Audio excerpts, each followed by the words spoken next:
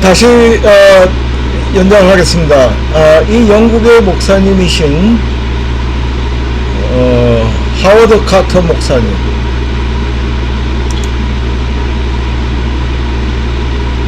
하워드 카터 목사님의 책이 있는데, 이분은 20세기 초반에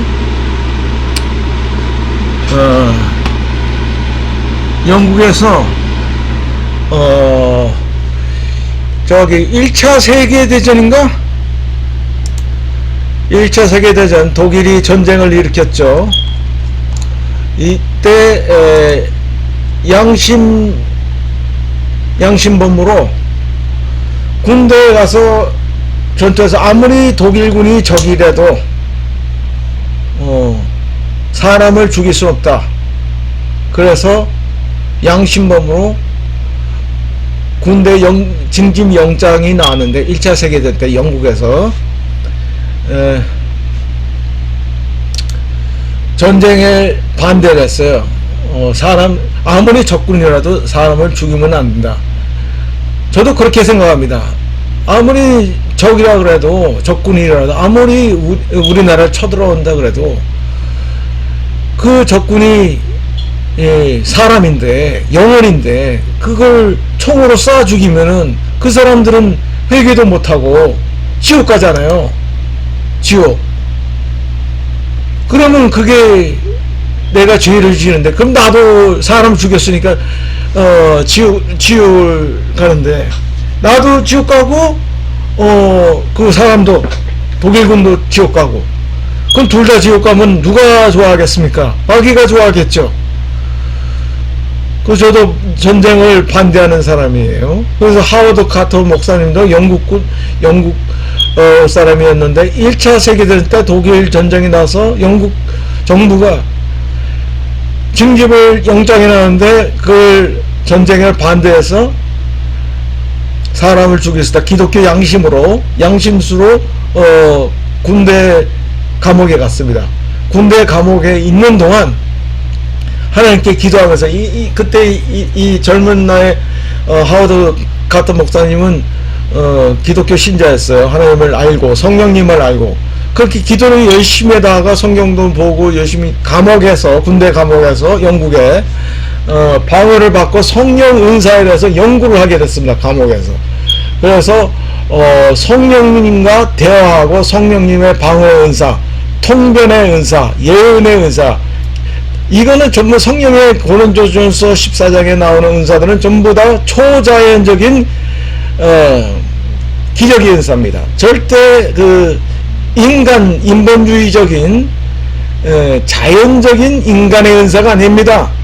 성령 하나님의 은사는 고린도전서 14장에 나와서는 전부 다 초자연적인 기적의 은사예요. 인간이 흉내를 낼 수 없는 거예요. 인간의 두뇌, 인간의 이해, 인간의 이성으로 흉내를 낼 수가 없어요.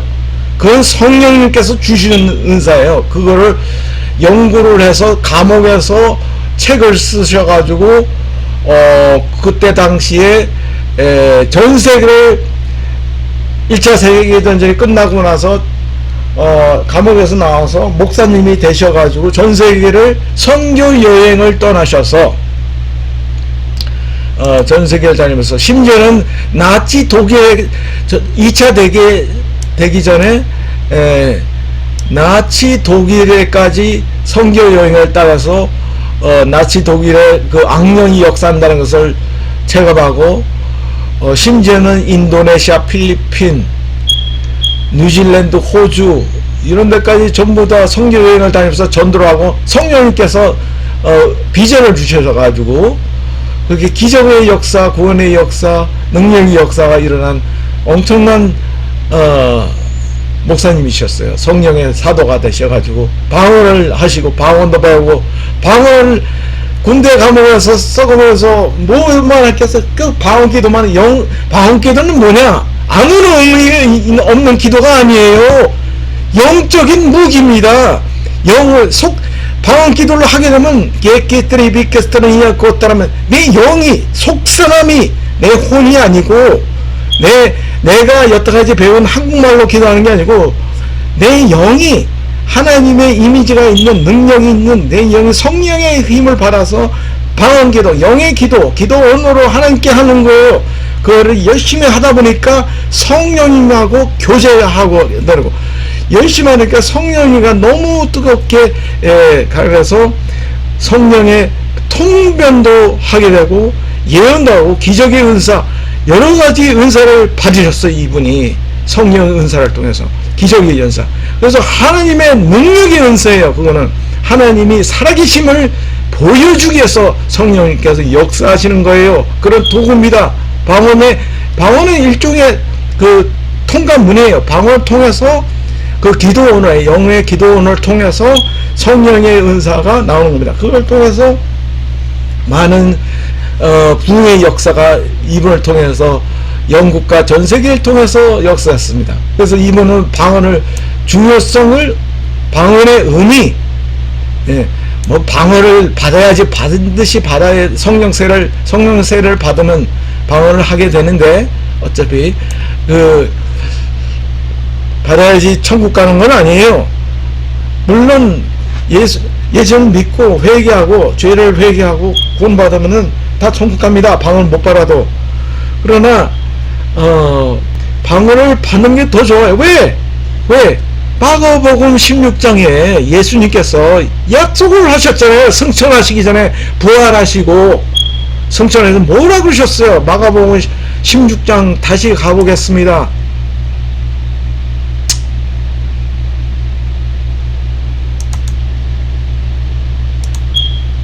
자, 여기 마가복음 16장입니다. 예수님이 부활하시고 승천하시고 나서 약속을 하셨어요.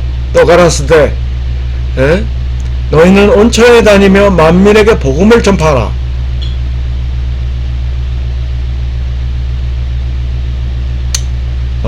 믿고 세례를 받는 사람은 구원을 얻으시고 믿지 않는 사람은 정죄를 받으리라. 믿는 자들에게는 이런 표적이 따르게 되리니 저희가 너희로 귀신을 쫓아내고 새 번을 말하며 이거는 의미가 있는 거예요. 이 말씀을 무시하고 방언을 못 받아가지고 방언이 뭔지를 모르기 때문에 이걸 빼버린 거예요. 잘라 오려버린 거예요.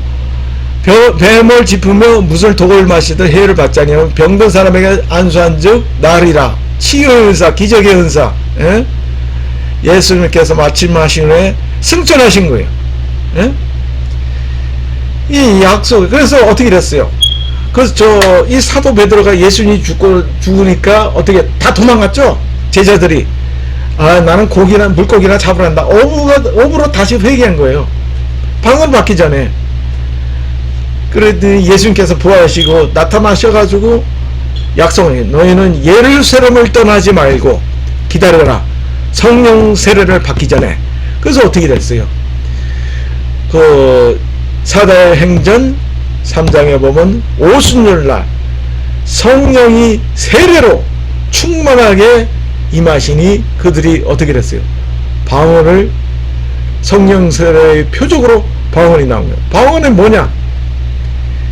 내 거듭난 영이 속사람이 하나님의 능력으로, 성령의 능력으로 하나님의 영의 기도 언어를 받게 된 거예요. 그러면서 하나님의 무기를 받은 거예요. 하나님의 능력을 받은 거예요. 하나님의 통신 도구. 왜? 하나님은 영이시기 때문에. 나도 영이죠. 이제 거듭났으니까. 내 죽었던 영이, 속사람이 다시 태어났으니까 하나님의 생명과 성령의 능력으로. 그리고 이제 하나님과 통신하고 교통하고 교제하는 기도 언어 도구가 생긴 거예요. 그런 의미와 목적이 있는 겁니다. 방언이. 그래서 성경에 있는 거예요. 그래서 예수님께서 이렇게 약속을 하신 거예요. 그래서 사도 바울이 방언을 금하지 말라고 했고 방언의 그런 성령의 은사, 교회에 대한 은사를 주셨는데 그걸 오해해가지고 교회에 나오는 고린도전서에 나오는 교회에 준 성령의 은사는 특별 은사입니다. 이 방언 기도 언어하고 틀려요. 그건 특별한 교회에 메시지를 주기 위해서 주는 특별 은사, 교회에 교회 회중들이 모여서 같이 모여서 예배를 볼 때 하나님께서 특별하게 은사를, 표적의 은사로 교회 모든 신들에게 표적을 위해서 은사로서 방언 은사와 이 예수님께서 약속하신 이 성령 세례의 방언과는 틀립니다. 이거를 이해를 못하는 사람이 많아요. 그것 때문에 많은 사람들이 넘어집니다. 그래서 뭐 교회에서 방언을 하지 말라 그랬다. 물론 아무렇게나 막 방언을 하고 교회 예배 중에 하면 안 되겠지만은 이 기도 언어, 성령 세례 방언은 누구나 다 받아야 돼요.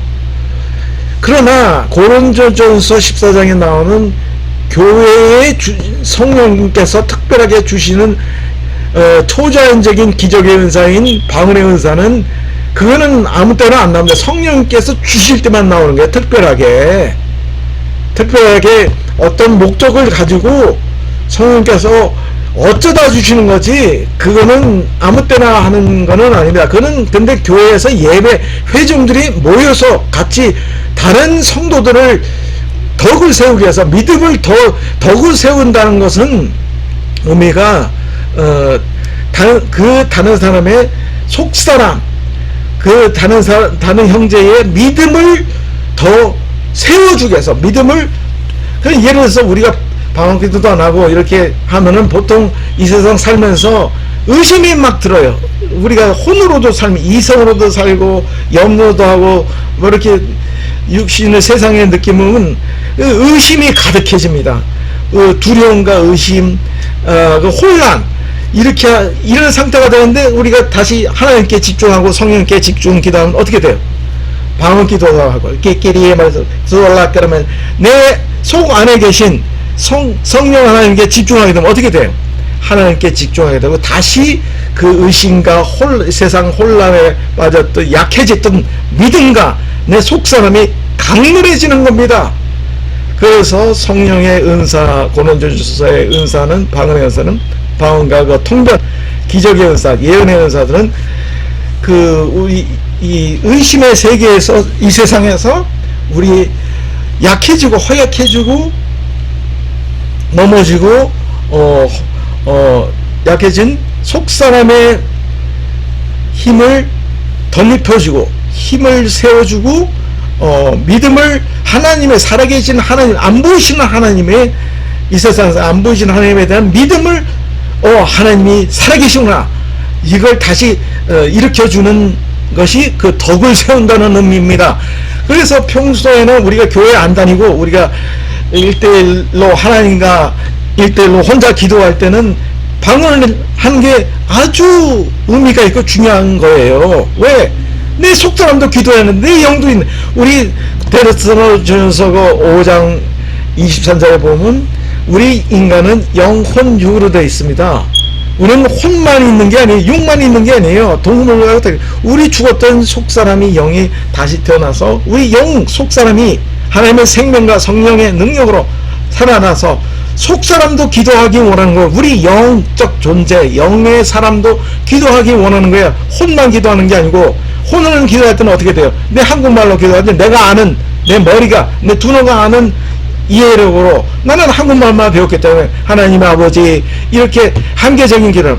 우리는 지식도 한계가 있고 언어도 한국말밖에 못하죠. 그러니까 뭘 기도할지도 모르는데 그렇게 혼으로만 내 우리말만 기도하면 되겠어요? 아니에요. 내 속사람, 내 영은 하나님의 능력이 있어요. 그 의미는 하나님의 능력으로 내 영이 기도하면 무한한 능력이 있는 거예요. 그래서 어떤 외국말도 나올 때도 있고, 천국의 언어도 나올 때도 있고, 천사의 언어도 나올 때도 있고, 여러가지 신비의 말이 나올 때도 있어요. 그거는 하나님께 하는 거예요. 기도 언어는 1대1로 하나님할 때 기도할 때는 우리 영이 기도를 해야 돼요. 우리가 이렇게 방언 기도하기는 어떻게 됩니까? 우리 혼란에 빠진 세상 혼란, 세상 문제, 세상 걱정, 이성에 스트레스 받고 그런 혼이, 생각과 이런 이성이 속사람, 성령 하나님은 내 안에 계시죠? 내 성 안에 계셔. 예를 들어서 구약에도 우리 성전에 나오잖아요. 성전이 어떻게 됐습니까? 지성소, 성소, 바깥들 나와 있잖아요. 지성소가 영입니다. 성소는 혼이고 바깥들은 육입니다. 그 대제사장들이 하나님과 대화하기 위해서 하나님의 뜻을 받기 위해서는 어떻게 돼요? 지성소 안으로 들어가야 돼요. 똑같은 이치입니다. 우리도 하나님을 만나기 위해서는 우리가 지성소로 들어가야 돼요. 그 의미는 내 영 속사람 안으로 내 흐트러진 혼란에 있는 내 혼이 지성소 내 영으로 들어가야 돼요. 그러면 방언 기도는 반드시 해야 되겠죠? 왜? 방언 기도하면 내 영이 기도하는, 성경에 고린도전서 14장 12절에 뭐라고 했습니까? 방언을 기도하는 것은 내 영이 기도하는 것이라고 그랬지 않습니까? 그럼 내 영이 기도하게 되면 방언 기도하면 깨리깨라스트라니 야꼬라면 생기면 어떻게 됩니까? 내 육혼이 바깥 사람이 겉사람이 내 안에 계신 성령 하나님에게 집중을 하게 되는 겁니다. 내 성령의 음성을 잘 들을 수 있는 겁니다. 그래서 방언의 의미가 있고 중요한 의미가 있는 겁니다.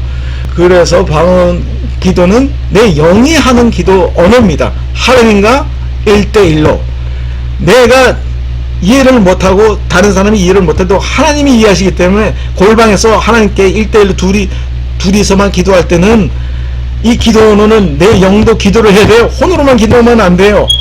혼으로 기도하면 얼마나 허약한 기도가 되겠어요. 뭘 기도할 줄 모르고 내 지식이 한계가 있는데, 그러나 내 속사람 영은 하나님의 생명과 능력이 있어가지고 어떤 기도든지 다 할 수 있고, 이렇게 집중을 하게 되면 속사람 이게 성령 충만해서 그러면 자동으로 속사람이 믿음이 세워지고, 내 안에서 믿음이 세워지고 속사람이 강건해지는 겁니다. 그것이 내 덕을 쌓는 거예요. 또 덕이라는 의미, 그 단어가 좀